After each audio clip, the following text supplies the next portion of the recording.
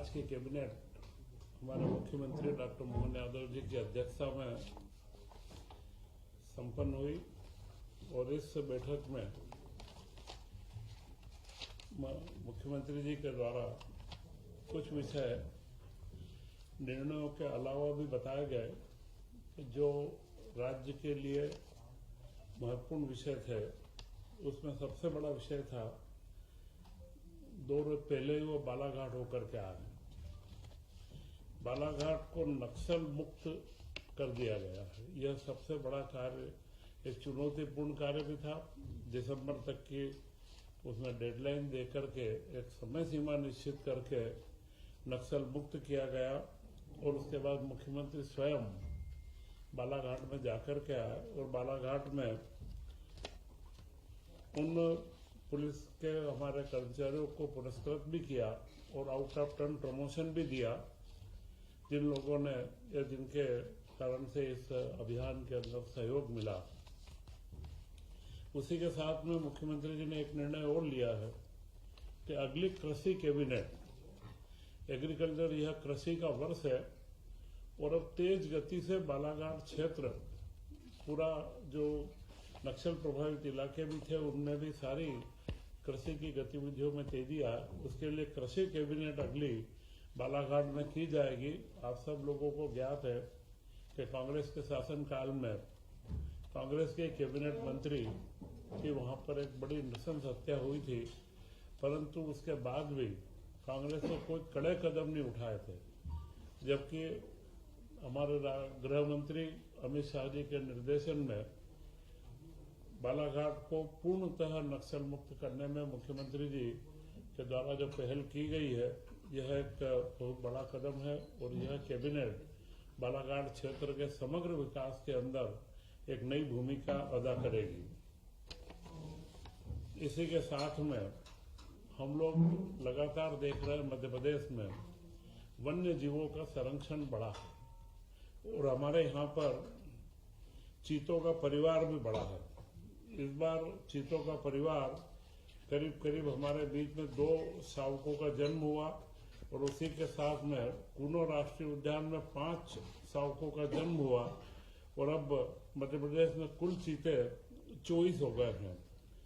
चीतों की संख्या बढ़ना, उसी के साथ में वन्य जीव के साथ में पर्यटन की वृद्धि हो, क्योंकि मध्य प्रदेश में सबसे अधिक वन क्षेत्र है और वन क्षेत्रों में पर्यटन की बहुत संभावना है और जिससे रोजगार की भी संभावना है, तो उसके अंदर भी हमारी वृद्धि हो रही है। क्योंकि सफेद टाइगर भी, इंदौर की जू के अंदर एक सफेद टाइगर मिला है और इसके अलावा रीवा में भी हम लोग उसके लिए प्रयासरत हैं।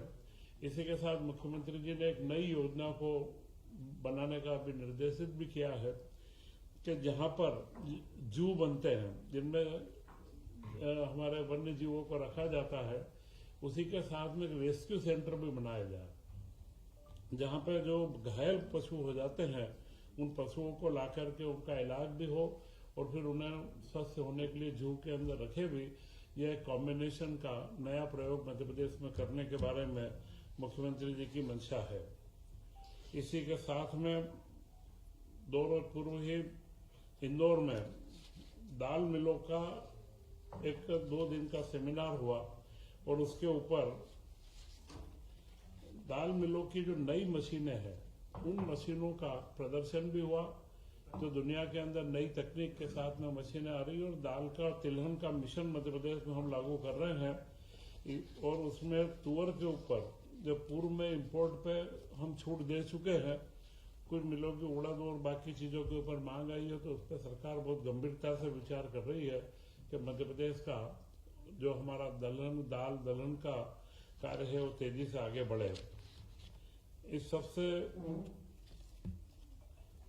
जब हम देखते हैं कि जो मध्य प्रदेश में माहौल बना है औद्योगिकरण का, उसी में वहां जितने भी मशीनों के अलग अलग व्यवसायी आए थे उन लोगों ने भी यह बात की तारीफ भी करी है कि मध्य प्रदेश में औद्योगिक नीति के कारण से एक अच्छा माहौल बना है और उनके मशीनों के अंदर पूछ परख भी बढ़ी है।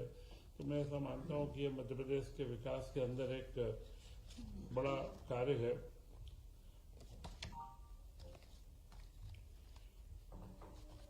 इस सीजन में जो कृषि वर्ष हमने यह घोषित किया है, इसी में सबसे महत्वपूर्ण धान के समर्थन मूल्य में वृद्धि से किसानों को बहुत राहत भी मिली है।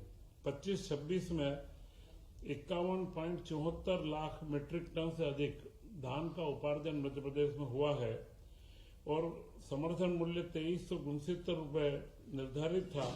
पिछले सत्र के एमएसपी से यह 69 रुपये अधिक था और पिछले खरीफ सीजन में धान का समर्थन मूल्य 2300 रुपये ही था। तो यह जो 69 रुपये अधिक होने से और समर्थन मूल्य के ऊपर 43,52,905 मीट्रिक टन का उपार्जन किया गया और 8,59,000 किसानों के द्वारा धान का इसमें पंजीयन किया गया था। तो इस वर्ष इसके 1436 केंद्र स्थापित भी किए गए थे और इसी के क्रम में अब गेहूं का सीजन अब चालू होने वाला है। तो गेहूं के लिए उपार्जन में 7 फरवरी से 7 मार्च की तिथि निश्चित की गई है और 26-27 के लिए 2585 रुपये जो केंद्र सरकार के द्वारा एमएसपी घोषित किया गया है, वह पिछले वर्ष से 160 रुपये ज्यादा है। वह एमएसपी के ऊपर उपार्जन का भी निश्चित है। पंजीयन की निःशुल्क व्यवस्था है और किसान द्वारा समर्थन मूल्य पर विक्रय का भुगतान प्राथमिकता के आधार पर आधार लिंक बैंक खातों से किया जाएगा।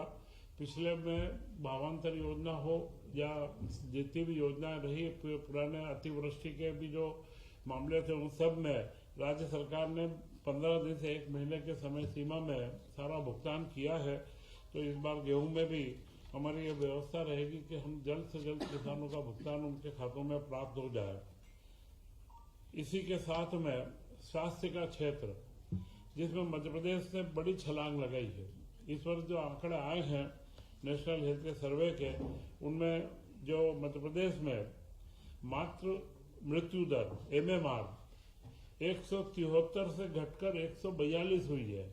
यह एक बहुत बड़ा आंकड़ा है। 173 से 10,000 के ऊपर 173 मृत्यु होती है, वह 142 हुई है। और IMR शिशु मृत्यु दर वह 41 से घटकर 37 हुई है। ये जो 2 सूचकांक है, यह विकास के सूचकांक के सबसे महत्वपूर्ण पहलू रहते हैं। इनके माध्यम से ही प्रदेश की या देश की जो क्रेडिट रेटिंग या जो रेटिंग की जाती है, इन्हीं के माध्यम से की जाती है। और उसी में टीबी उन्मूलन कार्यक्रम में मध्य प्रदेश 5 राज्यों के अंदर शीर्ष 5 राज्यों में भी आ चुका है।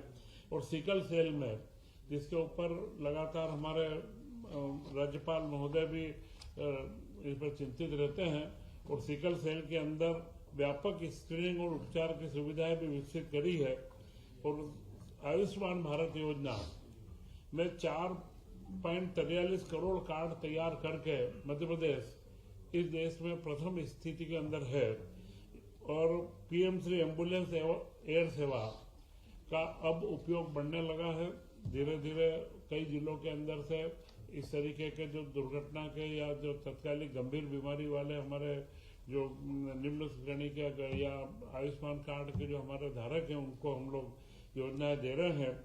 और जो राहवीर योजना, उसका भी अच्छा प्रतिसाद मिल रहा है, जिसमें 25,000 रुपए की प्रोत्साहन राशि दी जाती है।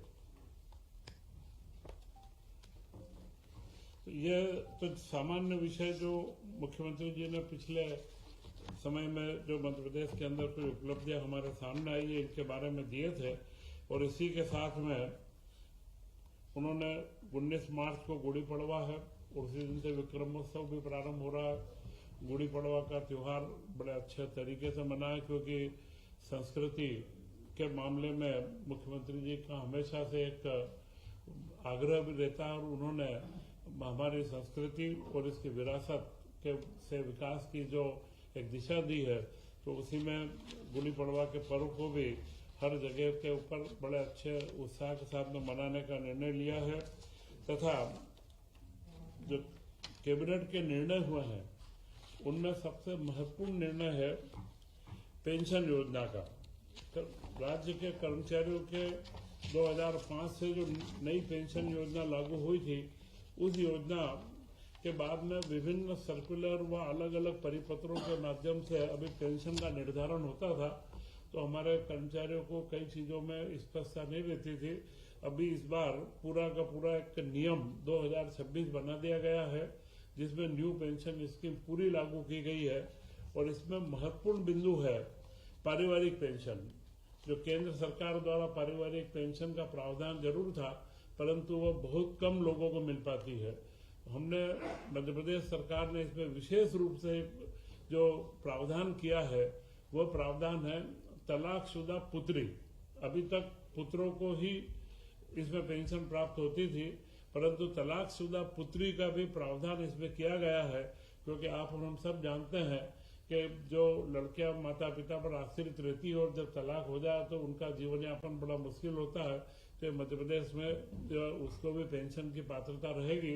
बाकी सारे नियम जो उनके स्वैच्छिक सेवानिवृत्ति और जो केंद्र सरकार ने जो प्रावधान दिए थे, उन सारे प्रावधानों को उनमें नियमों में समाहित करके एक नियम 2026 का इसमें अनुमोदन किया गया है।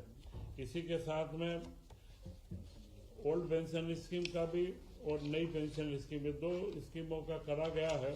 तथा आदिवासी क्षेत्रों में जो प्रधानमंत्री जी का महत्वपूर्ण कार्यक्रम है धरती आबा जनजाति ग्राम उत्कर्ष अभियान, धरती आबा कार्यक्रम के तहत जो हमारे सामने अविद्युतीकृत घरों की संख्या टोटल 63,000 चिन्हित की गई थी।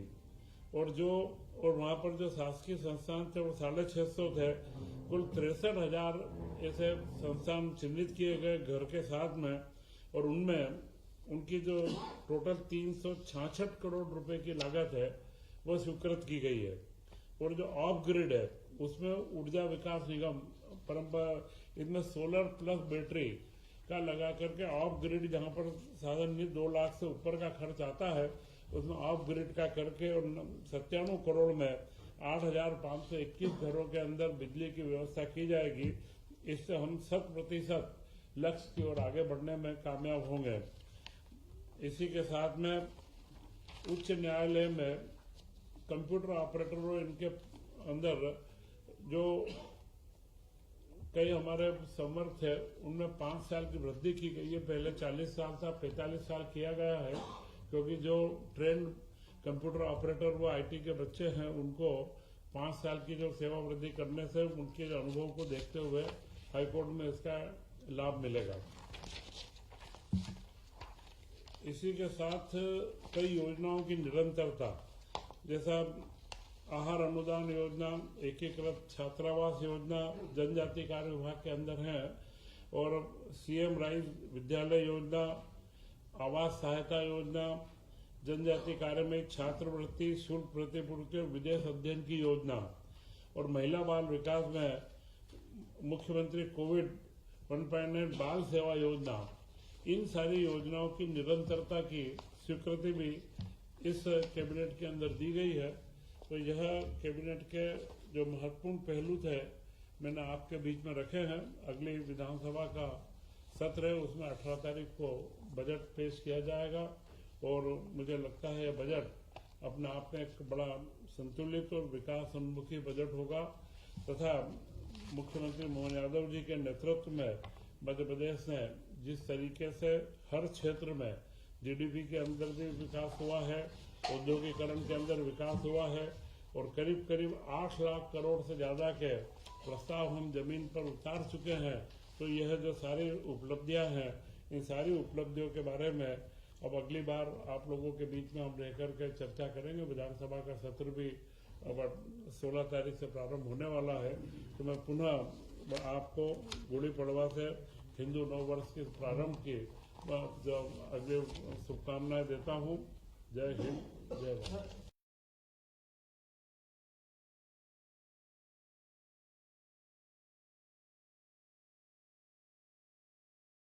कैबिनेट एग्रीकल्चर के 6 या 7 विभागों को मिलाकर के कैबिनेट, एक कृषि कैबिनेट का गठन है, उसको किया जाए।